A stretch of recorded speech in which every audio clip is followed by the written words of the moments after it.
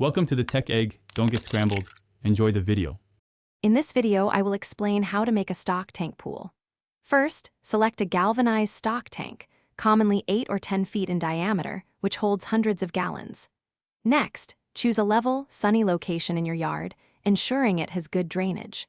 Clear the area of any sharp objects or debris, then lay down a durable ground cover or sand base to protect the tank's bottom. This preparation is crucial for a stable and long-lasting pool. Now, let's tackle the plumbing. You'll need to drill 2 holes near the top edge of your stock tank.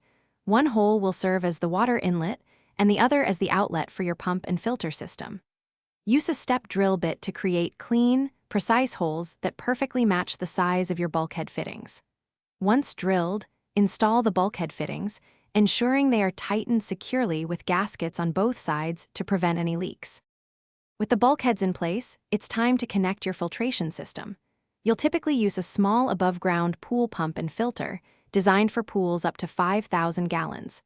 Connect the pump's intake to one bulkhead and its return line to the other, using sturdy hoses and hose clamps. Ensure all connections are tight and secure to prevent leaks.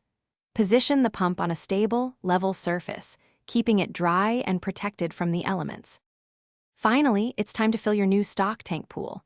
Slowly add water, carefully observing all your plumbing connections for any signs of leaks.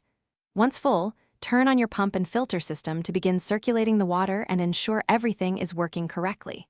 Test your water chemistry and add appropriate pool chemicals, like chlorine, to maintain clarity and sanitation. With proper care, your stock tank pool will provide many seasons of enjoyment.